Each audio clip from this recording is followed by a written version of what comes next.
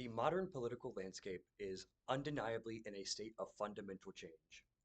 Across the world, far-right parties are gaining traction on a scale not seen since before World War II. France, Italy, and Germany have all had far-right parties rise to prominence in recent elections.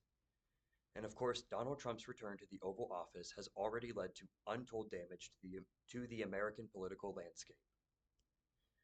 This brings me to today's question.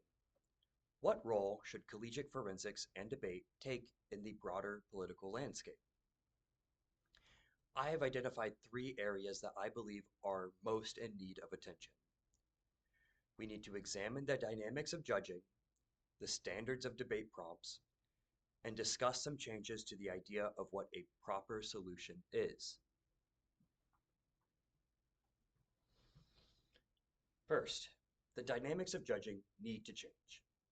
In this changing landscape, it is absolutely critical that judges keep an open mind and are willing to hear things that they might not want to hear.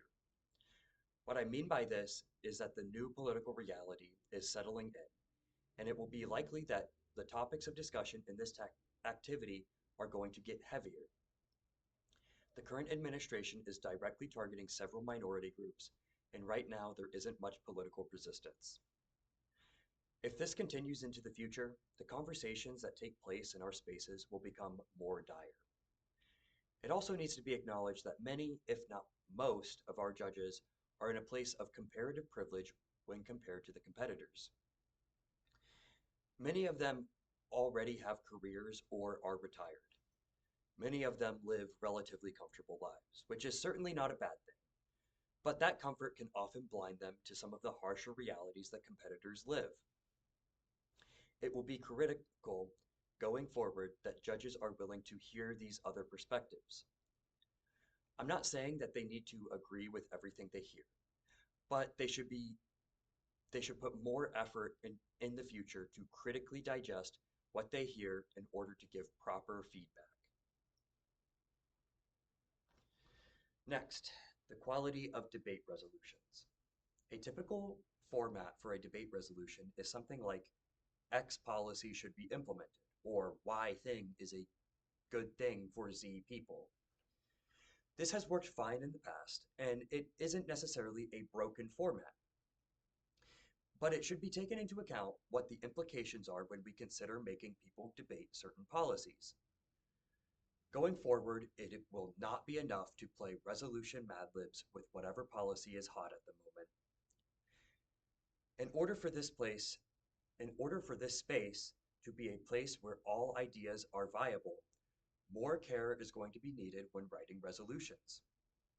Under Trump, nearly everything has or will become a policy discussion. I personally would not want to be put in a position where I might have to argue for his policies. I, as a white man, have felt uncomfortable with some of the resolutions I've encountered in the past, and I could only imagine how dehumanized some of my peers have felt when faced with anti-trans adjacent resolutions. This has already been a semi-consistent issue in the past, but if we don't course correct now, I believe it will only get worse.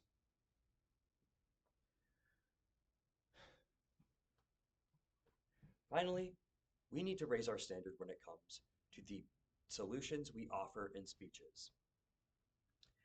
One of, if not the most common solution put forward in persuasion rounds is some variant of talking to your representative, be it letters, petitions, or just literally calling them. I don't want to write this off completely, but it does fall flat if you live in a red state like me. Many Republican Party representatives have just flat out stopped doing town halls. I personally have called my senator, Bernie Moreno, a few times actually. I only actually got to talk with someone once, and the staffer who answered the phone started the conversation by giving me a list of policies he simply would not even consider changing his mind on. This is not a solution to anything. I struggle to understand why talking to my representative is considered such a legitimate solution when this is the response that I and many others get. I'd like to see a shift away from looking to the top for help. Instead, it would be much more productive if we focused our energy on community organizing. Tell me how to find orgs that I can join. Tell me where to donate. Tell me where to volunteer. Do not just tell me to call my senator. We need more imaginative and actionable solutions than that.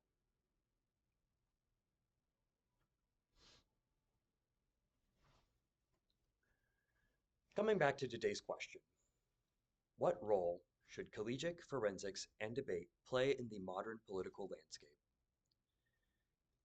I think it should play the same role it always has. However, there are going to be a lot of changes needed to make sure that this activity can remain relevant.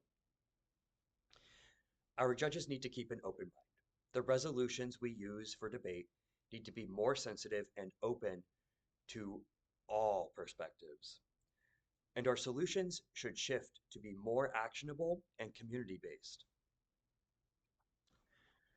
When I started participating in this activity, I saw it as a place where future leaders could practice their communication skills in a setting where they would get useful feedback, not only for their performance skills, but also for their ideas. It's a place that can prepare you to take on real pushback. I believe this should still be the case going forward. However, in order for this space to maintain relevance, it is important that we make real changes to the attitudes and standards that we hold ourselves to.